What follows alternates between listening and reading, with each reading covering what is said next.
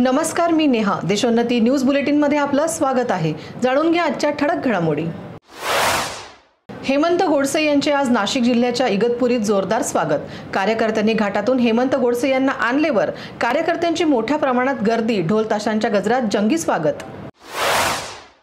दिंडोरी लोकसभा मतदारसंघाच्या महायुतीच्या उमेदवार भारती पवार यांनी ऐतिहासिक असलेल्या काळाराम मंदिरात जाऊन रामरायांचं दर्शन घेतलं. यावेळी त्यांनी विधिवत पूजा केली. त्याचबरोबर दर्शनासाठी आलेल्या भक्तांसोबत जय श्रीरामाच्या घोषणा देखील दिल्या. मोदींना आता भीती वाटू लागली आहे, त्यामुळे ते काँग्रेसवर खोटे नाटे आरोप करतायत.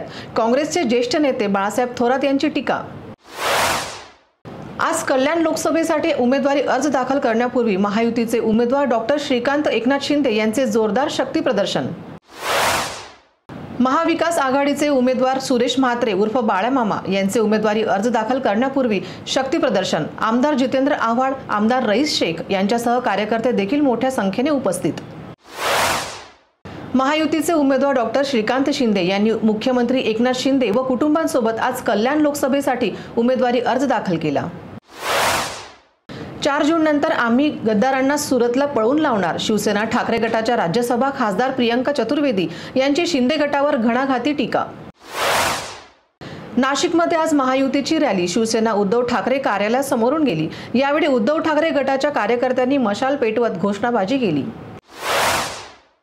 महायुतीच्या उमेदवार डॉक्टर हिना गावित यांच्या प्रचारासाठी प्रधानमंत्री नरेंद्र मोदी 7 मे रोजी नंदुरबारात येणार. भाजपा प्रदेशाध्यक्ष चंद्रशेखर बावनकुळे यांची माहिती.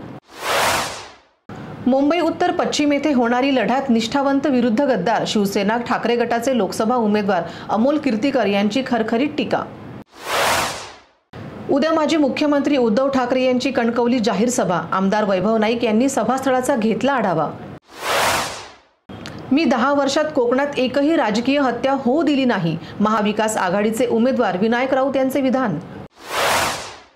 चंद्रपूर शहरातील विविध भागात अतिक्रमणाचे जाळे वाढल्याने तसेच पार्किंगचा पर्याय नसल्याने वाहतूक सेवेत अडथळा निर्माण होत आहे. याकरिता चंद्रपूर वाहतूक विभाग, शहर पोलीस विभाग व चंद्रपूर मनपाने कंबर कसली असून रखरखत्या उन्हात अतिक्रमण काढण्याचे काम आजपासून सुरू करण्यात आले आहे.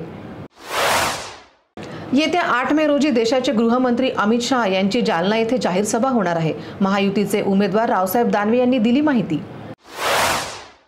सध्या लगीन सराई सुरू आहे. लग्न सोहळ्यात अनेक जण डीजे लावताना दिसत आहेत. अशातच डीजेच्या वाढत्या आवाजामुळे आरोग्याला धोका निर्माण झाल्याचे दिसत आहे.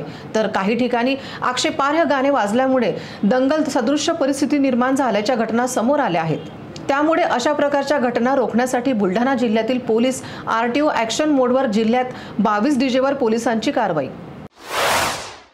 उद्धव ठाकरे आज कोल्हापूर व सांगली दौऱ्यावर. उद्धव ठाकरेंनी घेतले श्री करवीर निवासिनी अंबाबाईंचे दर्शन. उद्धव ठाकरेंसोबत तेजस ठाकरे देखील अंबाबाईंच्या दर्शनाला. गुजरातमध्ये लोकसभा 2024च्या निवडणुकीसाठी 5 दिवस शिल्लक असताना भाजप मतदारांना आकर्षित करण्यासाठी जोरदार प्रयत्न करत आहेत.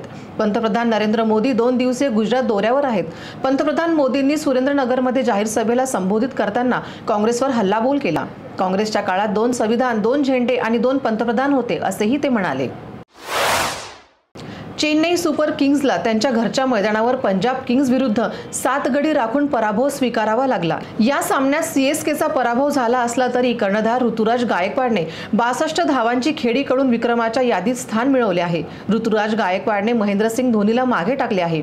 चेन्नईच्या AMA चिदंबरम स्टेडियमवर IPL 2024च्या 49व्या सामन्यात महेंद्रसिंग धोनी 18व्या शतकात फलंदाजीसाठी आला. या सामन्यात धोनीने 11 चेंडूत 14 धावा केल्या आणि शेवटच्या चेंडूवर तो बाद झाला. IPLच्या या मोसमात तो पहिल्यांदाच बाद झाला आहे.